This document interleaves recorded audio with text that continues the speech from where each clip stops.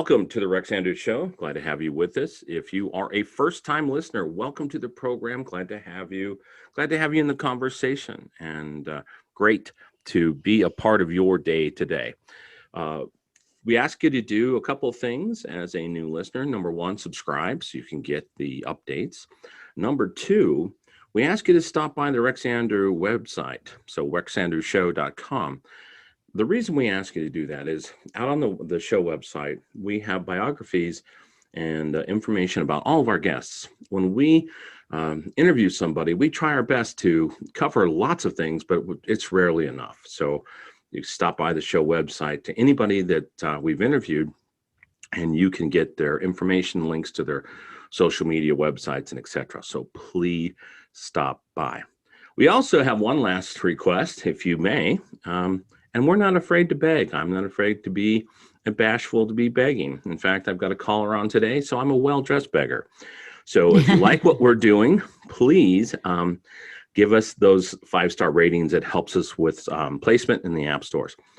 We also want to welcome back in our listeners who are always participating in the show, giving us comments, visiting the website. We've been very blessed, and we like to recognize our listeners. Today, we have a recognition to our listeners who are tuning in from Kissimmee, Florida. So thank you for those who are listening in Kissimmee. We've been blessed because the show is listened to now in 32 countries, a little over 500 cities across 6 continents. And so we're excited to have everybody around the world listening in. All right, enough of the house cleaning. We've got another great story for you today. You know, the show is about biographies, learning people's stories. Success doesn't fall out of the sky. So we like to talk about how people get to where they are today and the things that they're working on. So I've got a great guest. She's a mother. And that is the title, I think, is I have so much respect for. Probably the best role any woman can have. She's been married for over 25 years. A retired educator, and we're going to talk about that today. And she's a relationship coach and a podcaster. And she has a podcast that's called Reviving Midlife Marriages. And so I'd like to welcome to the show today, Deanna Bryant. Deanna, how are you though? I'm doing great, Rex. Thank you for having me today. It's great to be with you. And you're tuning in today from Tennessee, aren't you? Yes, Cleveland, Tennessee. We're in the eastern section of the state here in the South. Oh, fantastic. Glad to have you with us. Okay, Thank well, you. Deanna, we like to do this, and I know you've listened to an episode or two, but we like to go back in time and understand how you got to where you are today. And so we want to know a few things, and don't worry about writing these down. So I'll throw out the list of these questions as we go along. First and foremost, we want to know where you were born, and then follow up with that. We'd like to know where you were raised, and that's often different. In fact, I had a guest on the show, Ellie Soja, who moved 63 times before she was the age of 15. So big influence, being the daughter of an international con man and spent a lot of time in refugee camps and stuff. So her youth was impacted. We want to know about your family. If you have siblings, and if you do have siblings, if they survived your harassment and treatment.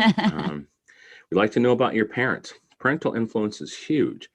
You know, interviewing hundreds of people over my radio and podcasting career, I've kind of found out there's 3 buckets that I kind of put people in. The first bucket's kind of the super supportive launchpad parents, where they were so engaged with you as you were growing up and they were just helping you move things along.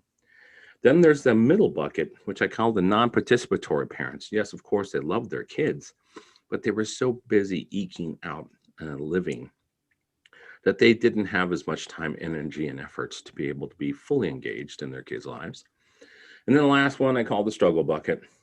It's a very frustrating bucket where there might have been abuse or neglect or abandonment or extreme poverty or other types of dysfunction that actually motivated their kids to do something that was completely different than their parents. So we'd like to know about that.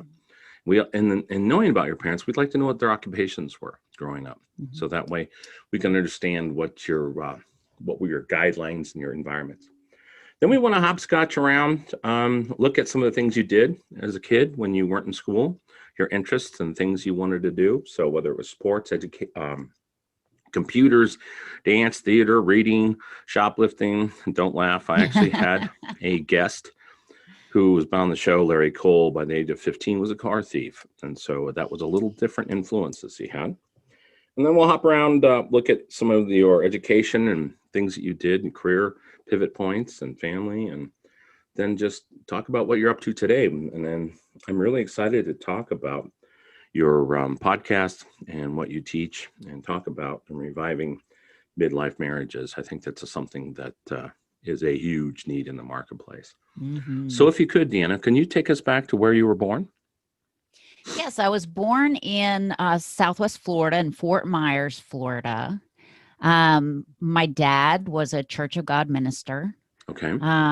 And my mom was a stay-at-home mom, but my parents divorced before I even turned 2.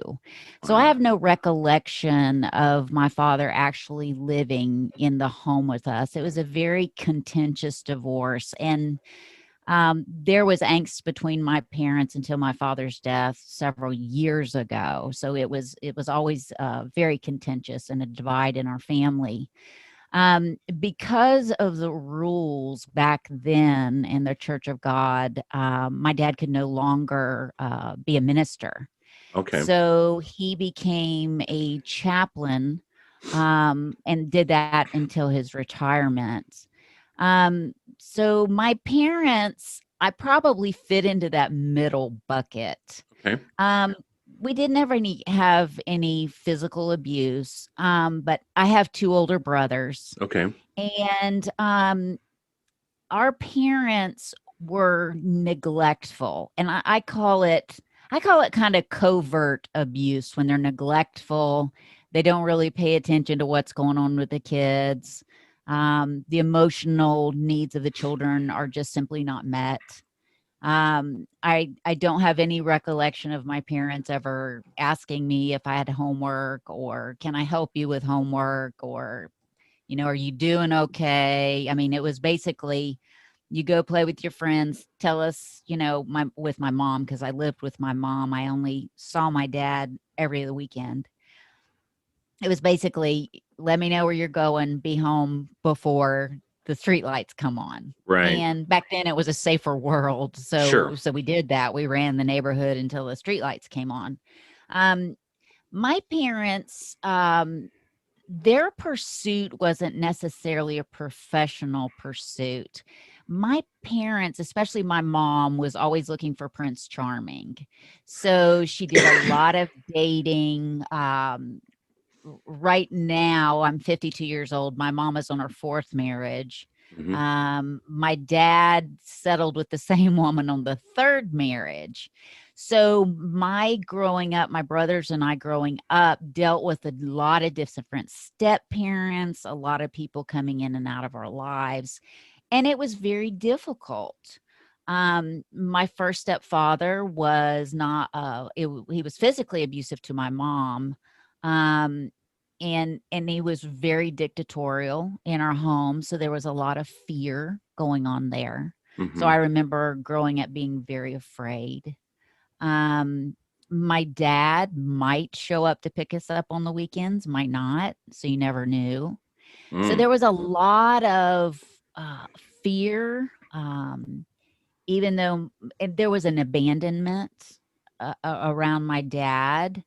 We loved being with my dad. It's how it is with a parent that is divorced that only gets you every other weekend. They become the Disneyland dad. So when we're with dad, we get to eat everything we want to do whatever we want to do, and so it's fun. Um, so growing up was not great, and it took me until maybe 5 years ago, that I began looking back and working in therapy on a lot of these issues growing up, because I didn't talk about them. I was too full of shame of my parents, of the home environment to really talk to anybody about it. I wanted to pretend that that didn't happen. And, in I grew up in a very religious home. It was Sunday morning, Sunday night, Wednesday night in revivals. If a revival was going on during the week, we were up till 11, 12 o'clock at night at the revival and then getting up and going to school. So very religious home. Um, which when my parents divorced caused a stigma because nobody got divorced in my religion. If your parents were Right. divorced, there was a stigma to it. Sure. um, Broken homes were not optimal, and so there was that shame that I grew up with that as well. You're talking about hobbies. My dad was an outdoorsman. He lived on a farm and he had horses. So as a child growing up, horses became my escape. So I learned how to ride horses. Mm-hmm. We lived out in the country, or my dad lived out in the country. So, and it was pretty safe back then. This probably is not safe to put your child on a horse and just let them go off all day in the woods by themselves, but my dad did. So I would often ride with my horses, and, I was a cowboy or an Indian, and I made up all these elaborate stories and enjoyed that. And then I found some friends that I could ride horses with as well. Because of the trauma and the difficulties in my childhood, um, that was my safe place. Mm-hmm. I also, when I was 8 years old, suffered sexual abuse, which further traumatized me. And in my family, it was dealt with, don't tell anyone, and no therapy. So Mm. we don't talk about it. We're not going to deal with it. So, fast forward to the time that I go to college, I'm pretty messed up at this point, Yeah, I was going to say and 7 marriages in between your birth parents. That number, right. total number, Hmm. abuse, neglect. Gosh, talk about an environment. Holy cow. Yeah, I don't know if you were expecting all that, but No, this no, is the no. real That's story. that's what the stories are about. The interesting thing I found in interviewing so many people and working with so many people on this is the fact that these struggles launch people into I don't know if you want to call it a survivor mentality, but it's a way that propel people, and it shows people who haven't been through this what people can do, even if they've had these things against them. Mhm. Absolutely.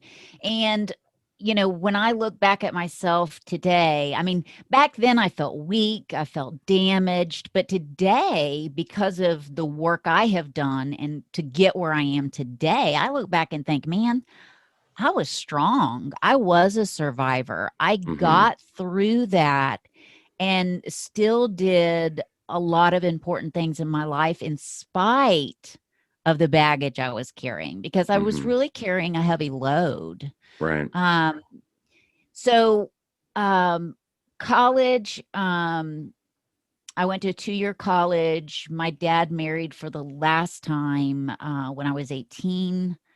My mom went through her third divorce when I turned 18. Wow. So we got a marriage and a divorce going on right when I start college. My brothers are gone from the home. They got out pretty young. They both got involved in drugs and were, very troubled in high school. So they dealt with our trauma their own way.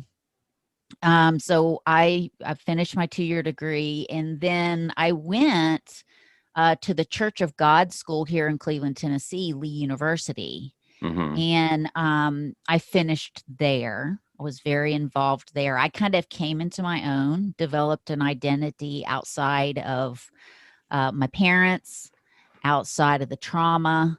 Um, I just came into my own. And I really think that was the beginning of creating myself at that point.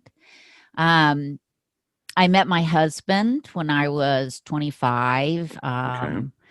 I didn't get a teaching job when I first got out of college, so I waited tables and was a telemarketer of all things. What a horrible job that was, but I had to make ends meet. Um, did get a teaching job here at the local high school. I was a freshman, sophomore, and senior English teacher. Loved it. Probably, I mean, I found my passion. Obviously, I wasn't in it for the money, but I had found my passion. I loved teenagers. I loved teaching. I developed some really strong bonds. I don't know if it was because I was such a troubled teen, but I think what I had gone through gave me a lot of empathy and compassion with what kids go through. Mm-hmm. And so I was able to develop some really strong bonds with these kids, especially those that were really struggling, that I knew had issues, and they would bring things to me. I mean, I wasn't their therapist, but I could listen and be compassionate. So I taught for 5 years, got pregnant with my first child. Um, and after she was born, I went back and got my master's degree in Okay. English because I wanted to eventually go into college level teaching, which I did later on down the road. Um, let's see, I went to teach college right after that. I went back to the university that I graduated from and started teaching English there. Got pregnant for the second time and decided to stay home full time. Now, what happened when I started having children, amazingly, and I know a lot of women that I know have done this, when there's been a lot of trauma in your childhood, something happens when you have kids and you become the parent and you see the fragility of life when they're so young and innocent, that it starts bringing up a lot of that stuff for you. Mm-hmm. So after my second son, I began struggling with a lot of depression. A lot of Okay. this stuff was coming up for me. So I think it was postpartum to some degree, but it just continued to morph and morph. Um, so that's when I started, taking antidepressants to help, but I still wasn't, going to therapy and dealing with this stuff. Um, so it was interesting. I decided to homeschool my kids. My parents were very neglectful, right? They didn't pay Right. attention to anything. So what I did, and I don't know if this is right or wrong, but I went to the opposite end of the pendulum Mm-hmm. and I became helicopter mom, protector mom, um, probably hyper vigilant as a mom, because I think I had all this fear for my children. I didn't want them to go through what I had gone through. Mm-hmm. So I homeschooled my first two children. My third son was born when I was 36. I didn't start having children until I was 30. 36 with my last son, and I homeschooled my kids for a while because I was so fearful of them going to school and something happening, because I had a lot of bad experiences with teachers in elementary school and bullying. So hyper vigilant, I decided to homeschool them, which was a beautiful experience, to be honest. I got to spend quality time with my kids. We talked, we read books together.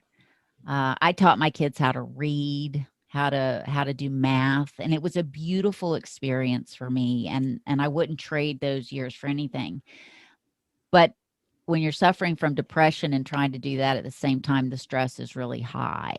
Mm-hmm. Um, but I did it. I did it. I was involved in all their activities. My husband is building a career, and slowly but surely, the gulf was widening Right. between us, because I'm totally focused. I'm hyper vigilant with the children. I'm wanting to make this a perfect childhood for them, which is impossible, by the way.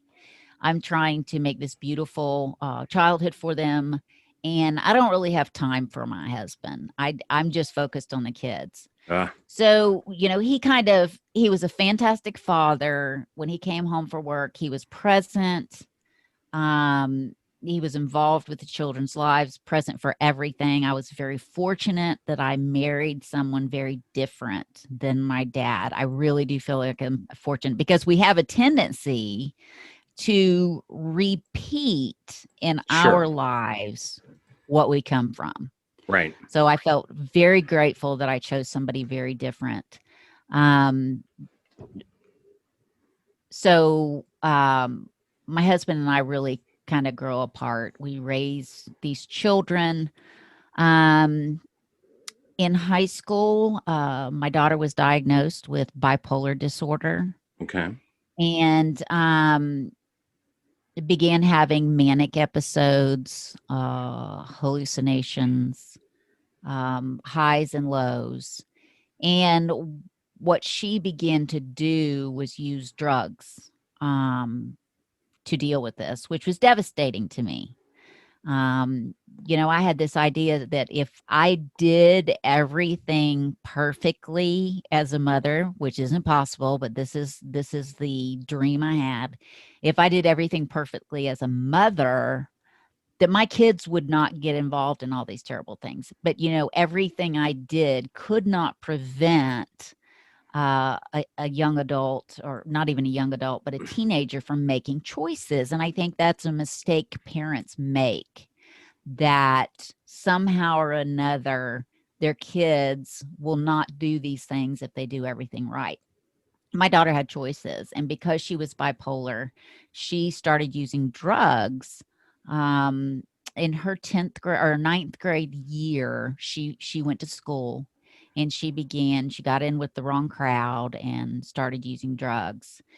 So in the midst of all this, so from 15 to 18, we're dealing with a bipolar teen, Hmm. arrests, family violence, um, just basically terrorizing our home. So that was very, very tough.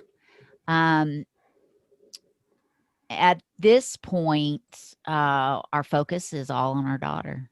It's Hmm. like when you have a sick child, if you have a kid with leukemia, cancer, you've got a drug addict as a child, whatever it is, that child becomes your focus.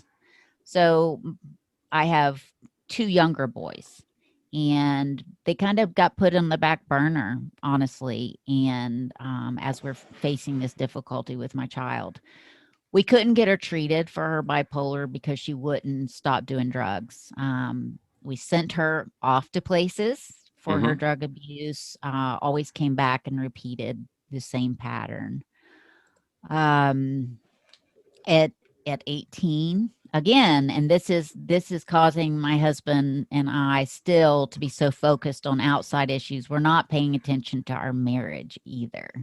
We're Okay. still just focused on the tasks at hand.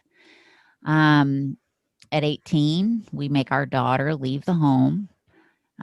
She didn't want to. It was very hard for her. She cried, she begged us to keep her at home, but we knew, remember that term that came out in psychology, the tough love. You gotta Yeah. have tough love. That's what we had to do, because if we didn't hold her accountable, she was just going to stay here, terrorize all of us, um, and not change, because it was easy to live with us and do what she wanted to do. And no amount of grounding, no amount of trying to help her would have changed anything. So she moved out. A lot of peace came to our house after that. Hmm. Um, she continued to use drugs, but she did get a job, and she, took care of herself. And then our focus went to our boys. Um, but let me go back there before she was 18. I'm 52, and 5 years ago, and this is why I went into relationship coaching. 5 years ago, my husband and I hit rock bottom. And I think this happens a lot in midlife marriages, and why I work with couples. Um, it's really easy to fall in love Yeah. and have all that great stuff and be excited about the future and think, oh, we're so in love, we're so compatible. I can't imagine anything ever changing that. And then the rubber meets the road. The problem is, none of us, when we get married, everybody will tell you it's hard. Don't go to bed mad and all that. But nobody tells you that this person is probably going to annoy you at times more than any other person in your life. Mm-hmm. That you're going to do things wrong. They're going to hurt you. You're going to hurt them. You're going to be disappointed. You're going to be let down in ways you'll feel betrayed. You're going to feel angry. Um, Nobody tells us how to argue or how to have productive conflict that actually helps us to grow. And so my husband and I had no skills. We had, when couples get together, they stand face to face. They have kids, start building careers, and they're shoulder to shoulder. And if they don't consciously turn back and look each other to look at the relationship, that shoulder to shoulder is the focus outward instead of the relationship. And that's what we did. We just grew apart, basically. Um, so our relationship was in real trouble. And 5 years ago, I didn't know if I wanted to stay married to my husband. I think he was still committed. I don't think he wanted a divorce, but I had just had it. Mm-hmm. It wasn't that I didn't care about him. I just didn't think I wanted to be in it anymore. I don't like to call it a midlife crisis. I think it's a midlife opportunity to grow, to become something, to figure out what you want for the rest of your life. Mm-hmm. I think it's an opportunity to make that second half life better as you have grown in wisdom. So I was at that point that I just didn't know if I wanted to be married. And that's when we got outside help. And learn the skills of how to communicate, how to put the relationship in the front seat and ride shotgun instead of the back seat. Mm-hmm. How to argue and have conflict without silence. Um, my husband and he grew up in a very volatile home. My home was filled with a lot of drama and chaos. So my husband and I both learned this skill of suck it up. Yep. Don't talk about it. Sure. Don't have conflict, because if we have conflict, then we're just like our parents, or we're just like the home we grew up. So he and I did not have fights, which is absolutely not good. Even in a good marriage, you should be able to argue and have conflict. That's normal. That's healthy. We never had fights. We ignored our problems. We didn't talk about problems. We just sucked them up and went on. And then basically you build those resentments and bitterness. So we had to learn all those skills that really should be taught before anybody gets married. I think every couple should really go to couples therapy at the beginning, when they get to that where the rubber meets the road and the relationship feels uncomfortable or doesn't feel like it's going as planned. If they could get into therapy and learn those skills early, I think by midlife, couples wouldn't feel this need to take off, because, I'm sure you've heard the statistics. Midlife divorce, as far as age groups go, is higher than any other age group. Mm-hmm. So that's saying a lot about couples when they get to midlife, that if they haven't learned the skills how to sustain a long-term marriage, how are they going to do it? Yeah.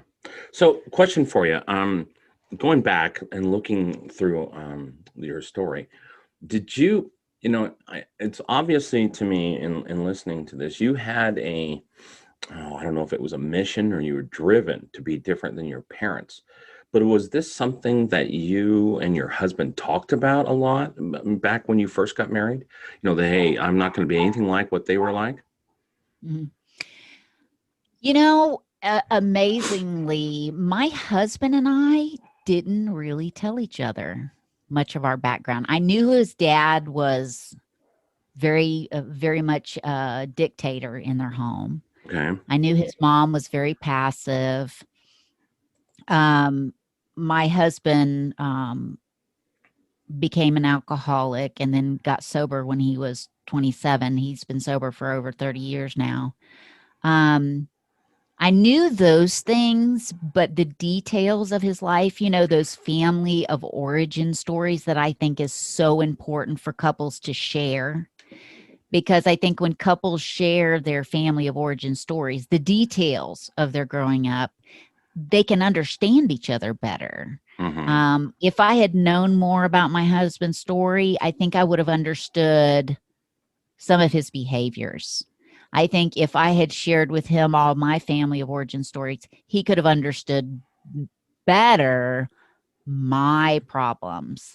Um, so no, we didn't, and that's such a problem when we don't share our stories with each other. But I think we were both so ashamed of our stories, filled with all that shame. I think we almost didn't want each other to know how bad it was. Isn't that crazy? You're married to somebody, but you don't want them to know all the ugliness that you're bringing in. Well, So no, we didn't. I'm not going to say it's crazy, but I just find it interesting that in your courting, how long did you guys court? How long did you date? 2 years. 2 years. 2 years. Mm-hmm. Wow. I guess Yeah. that's surprising in 2 years that those conversations wouldn't Mm-hmm. have come up. I mean, those topics wouldn't have come up in conversation. Right. It was just basics. It was really basics. He would say, my dad was this, my mom was this. This was the kind of the dynamic in our house, but no real details. It was very general. And I gave him very general details. And we just wanted to build up. We both, I think, wanted so bad to be free of all that, that if we could just not talk about it and build our lives together, everything would be fine, which is not so, it's not untypical for people to want to put their past behind them so bad that they ignore it and they don't want to bring it up. They don't want to talk about it, and we stuff it. And then what happens inside of us is we're carrying all that emotional baggage. And then whether we realize it or not, it is affecting every relationship we have. And I think that's what affected my husband and I. And when we got outside help, we began talking about those stories from our past.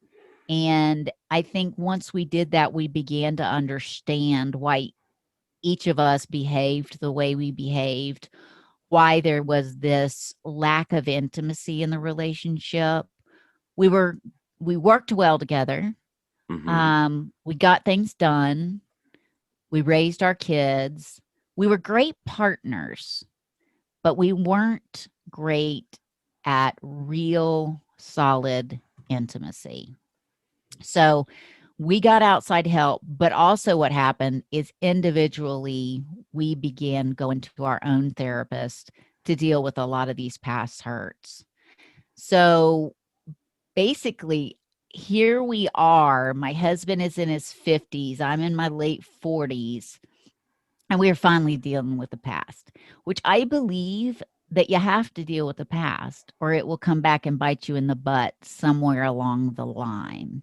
And, you know, everybody has their issues, but I do think that some family dynamics are more toxic than others. Mm-hmm. It used to be when that term dysfunctional came out, it was just a small, it was just decided it was just a small group. But now I look and I think most every family has its dysfunction because we're human beings. Right. We are imperfect. And even in my family, as good as I thought I was being a mother, there were a lot of things I did wrong. There was a lot of things my husband did wrong. And so my family is a bit dysfunctional too. I'll own that.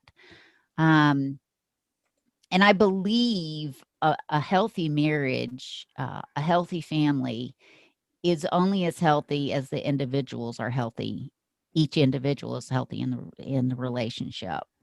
If you got a healthy partner and an unhealthy partner, that's going to be a problem. But if you've got two health, go ahead.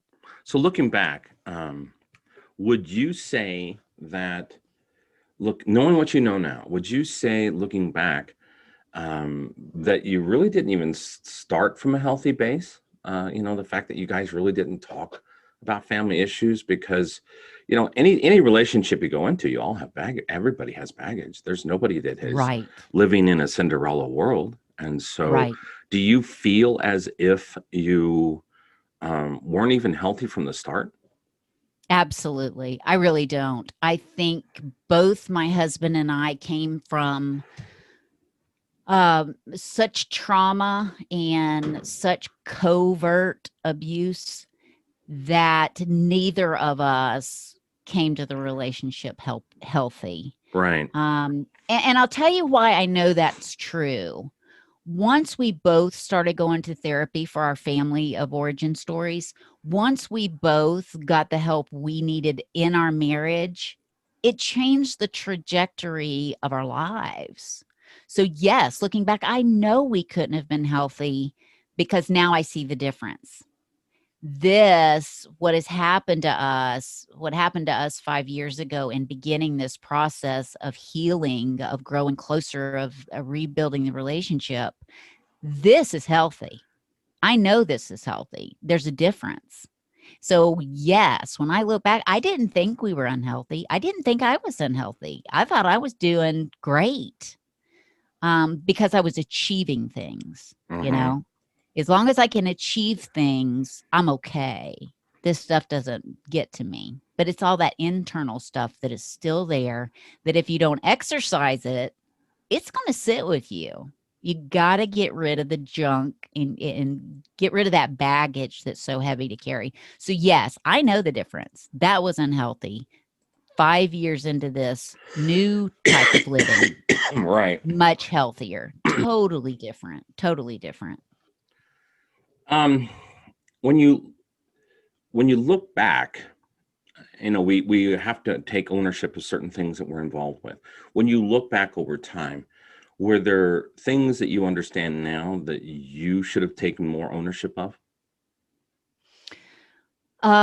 Mistakes I had made that I could take ownership of Yes. based on absolutely.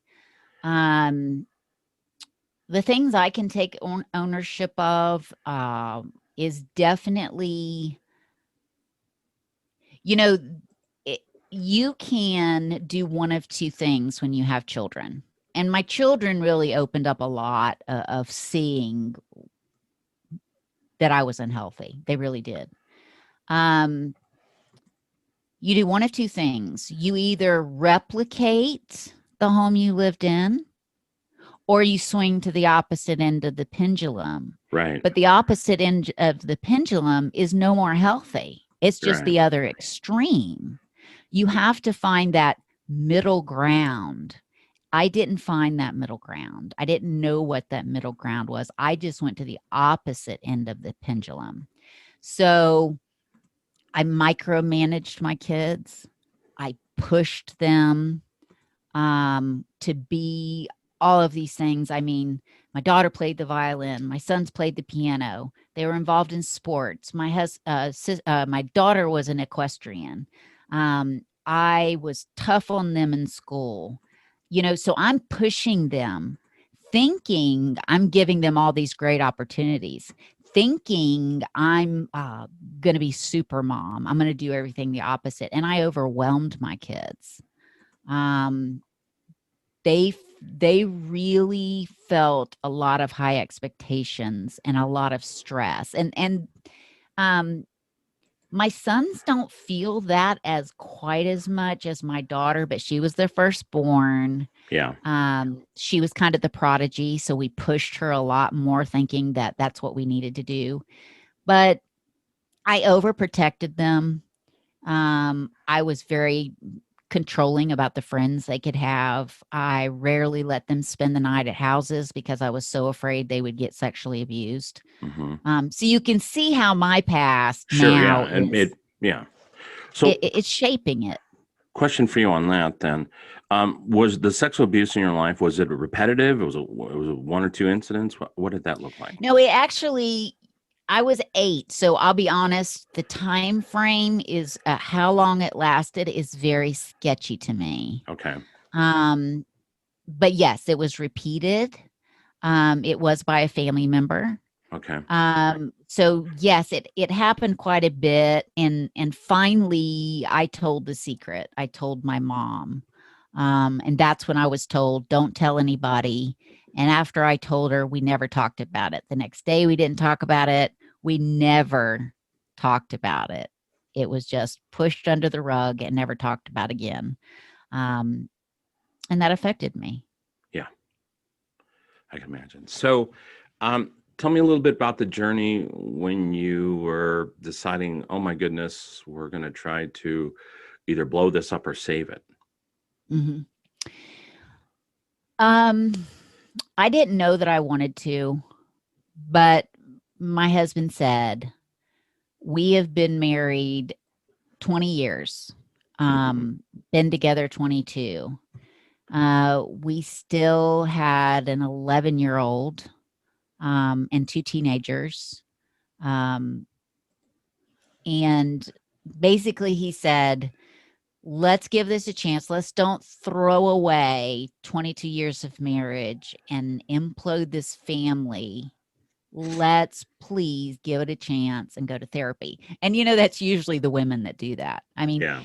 as far as marital problems go, 85% of them are brought up and addressed by women. Men don't typically say, hey, we've got a problem. Let's go to therapy or let's talk about this. It's usually the women that do it because we're the relationship engineers. We're raised that way. We're taught to be the ones that are relationship focused. Not that men can't be relationship focused as well, but typically. But it was the opposite for us. It was my husband that was like, we need to get help. Let's give this a chance. Um, and it was a very tenuous journey through a lot of that marriage therapy that we went through, marriage counseling, because there was a lot of anger, there was a lot of bitterness, and that all came out. There was there was a lot of fighting in the office there for a little bit, but we got everything out, and that's what I think is important, because when there's bitterness and resentment and there's a disconnect, you got to go back and see where it's coming from. I don't think you Mhm. can move forward until you look back at what has caused the problem, what is sick right now, what are the skills needed to improve it, and an honest effort by both parties to do it. Um, and that's what we did. And it was amazing that the longer we did it, the better it became. As hard as it was, the better it became. And we began to learn to communicate about our feelings, communicate when we were angry, communicate when our feelings were hurt, communicate our fears and our dreams and our hopes. And believe it or not, we had never done that. We had never done that. We were just task oriented. And it changed everything. And 5 years later, our relationship is totally different. There's nothing between us. We're connected. We've let go of the things of the past, not before talking about them and resolving them. Sure. Um, and we're healthier. Even our relationship with our children are healthier. We've talked to our kids about the mistakes we made. They have openly shared how they felt about things in their childhood. Um, I have gone and made my amends to the children. I'm sorry I pushed you so hard. I'm sorry I shamed you when you weren't living up to my expectations. I'm sorry I micromanaged you. And they've all accepted that. And you know what they've said? My youngest said on Mother's Day, I sat down, and I believe asking for what you need. And I asked my kids, I said, I want you to tell me what you love about me. And my youngest child said that you're so calm. And my daughter said, oh, you're the baby of the family, because that sure wasn't how she was with my brother and me, which is true. she had a different childhood than my youngest because things had changed with him. By the time he was 11, I was getting help. So he's had a very different experience with me. But that just goes to prove the difference in my getting help for my issues, my working on my marriage. My kids see the difference today. And I think we're really closer now than ever before.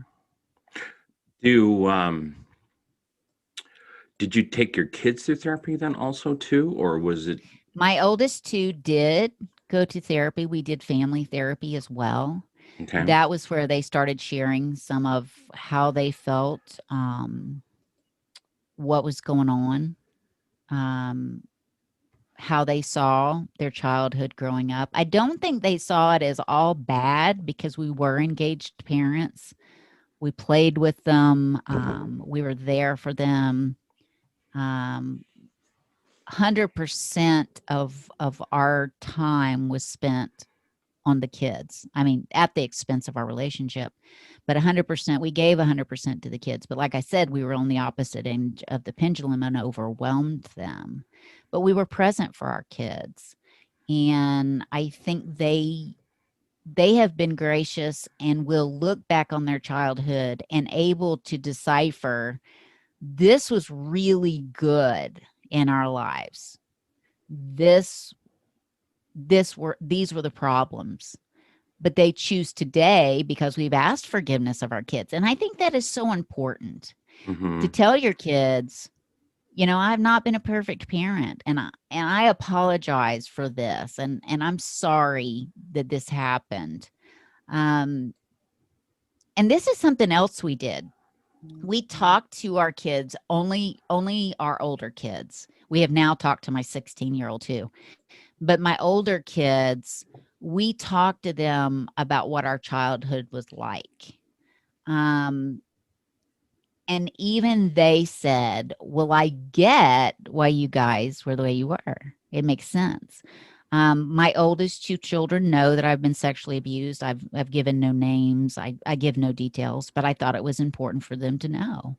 Mm-hmm. Um, Through that, they understood why I didn't want them to sleep over at everybody's house. Yeah. So my kids have a greater understanding now of why my husband and I were the way we were as parents. Mm-hmm. So I think that that has given them more grace for Okay. us, For you.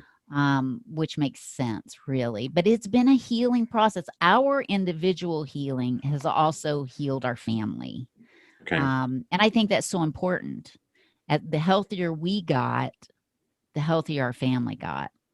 Now, my kids have their own issues today, my two adult children, Sure. but they've got to figure that stuff out themselves, Yeah, they do. and they'll have to deal with that. So, question for you: how are you delivering your counseling today with the pandemic hitting the world a year back and a few months? Did that shut you down? Were you when did you go online? What are the modalities now that you are delivering your I counseling? do everything remotely.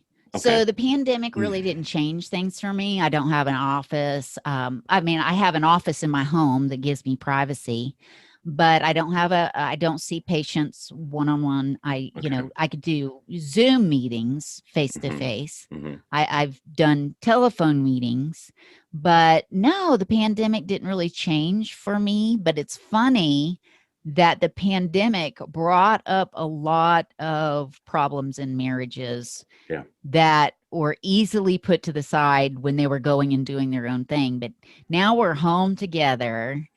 We can't go do things. We can't get away from each other. We're Hmm. working at home. And so a lot of issues came up for a lot of couples. I don't know if you've heard the statistics, but lawyers were saying their numbers of couples coming to them for divorce during the pandemic had risen exponentially. Yeah. And I think that that was that time together. There's so much concentrated time together that the problems that were there just were kind of magnified. So I work remotely, so no, it really doesn't affect me in that way. Now, do you delivering your therapy um, just in person via? I mean, excuse me, basically on Zoom, or do you do pre-recorded things or courses or things like that? Or tell me all the I different ways. I I don't do courses as of yet. I'm looking at doing some group coaching with couples, Okay. but at present, I just work one-on-one. One-on-one. I work just with women sometimes. Okay. Sometimes a husband is not necessarily willing to come in, but I find that even helping one part of the marriage, maybe if I'm just working with a woman, if she has accepted that she's going to stay in this relationship, I can help her to be healthy in the relationship. I can help her to deal with some of the issues she's facing. Now, do I think every marriage can be saved or should be saved? I really don't. I think there's some exceptions to every marriage being able to work. I do think a lot of couples could save marriages if they knew the skills, if they could see what they're doing wrong, if they could Mm-hmm. see the value in doing things differently.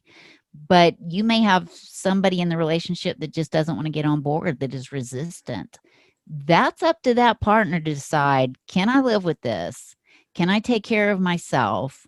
Can I get healthy myself and accept that the way it is? But it's always better if you've got a couple that says, hey, let's work on this. So that's So, what I do. so give out your website or how people get a hold of you, social media or whatever, so that way people can give you a shout. Sure. I have a website and it's reviveyourmidlifemarriage.com.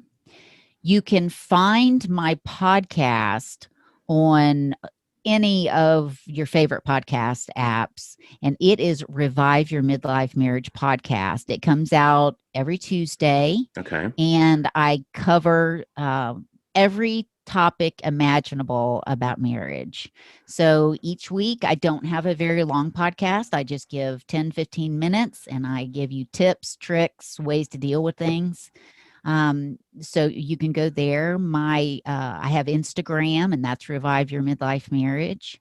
And also on Facebook, I have a group called the Midlife Marriage Mastery Group that you can find under groups on Facebook, and join for, camaraderie. We share, we talk about stuff, we kind of engage with each other, kind of a supportive environment, and also some humor.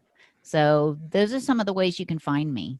So, what do you recommend is the first step for the women you work with? Is it just, hey, making that tough choice? Excuse me, making the tough choice to say, hey, I need to do this.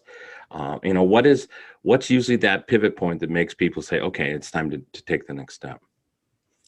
I think it's usually at the place of hopelessness. Okay. I think when you get to the place of hopelessness and not thinking you can go on and you're miserable, that's usually what draws people into my program, is that hopelessness. You have to get desperate before you're willing to do what it takes. I mean, just be kind of being unhappy or kind of being, you're really not going to, you've got to get in some pain. It has to hurt enough for you to want that hurt to stop and do whatever it takes. Okay. Well, that makes sense. Well, thanks for Mhm. coming on. I love what you're doing. As someone who's in their early 50s and, seeing family dynamics and all of that, I think there's a huge, huge need for this. Just Yes, I agree. just because, well, relate marriages are the most rewarding and also at the same time challenging. I'll use that word. Relationship you're ever going to have. And Absolutely. like you said before, you can love them to death, but you can also be madder at them than anybody on the planet. Yes, So absolutely. it really makes all the difference in there. So Yes, it does. I appreciate that. So I have one last question for you, and I ask all this of all my guests.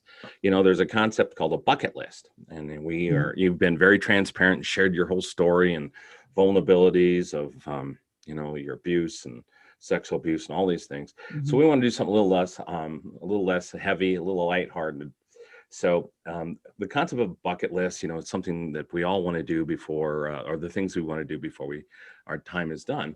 But there's always an opposite of that in the universe, and the opposite of that is a list of things we don't want to do or never have any interest in doing. Um, That list rhymes with bucket and starts with an F, but we're not going to say that because this is a family show. Okay. So I would like to know an item or two that might be on your effort list, a little lighthearted. Now, I'll tell you this, the next time anybody says bucket list, you're going to remember this conversation. Not. So what might be an item or two on your list? And I'll give you a couple examples. For me, I'm never going to have a collection of pet snakes. I'm not eating any more sardines or caviar. So what might be an item or two that might be on your effort list, Deanna? I will never gamble my money away. I wouldn't take a chance on that for love nor money. Okay, that's a good Um, one. I don't ever want to try to learn a new language. I hear people say that all the time. I'm going to learn a new language in midlife. Nope, not me. I'm doing good, just doing what I'm doing. I don't want to learn a new language. And I don't want to raise my grandchildren. That makes sense. I'm done. Well, thank you for coming on to the show today. I love what you're up to. We'll check back in with you in a 6-8 months, see how your podcast is going, and see how things are working for you. So thank you very much. Thank you, Rex. It's been a pleasure. All right. Well, folks, until next time, we will call that an episode. We want to thank you for tuning in, and please don't forget to visit the show website at rexandrewshow.com. Until next time, make it a great day.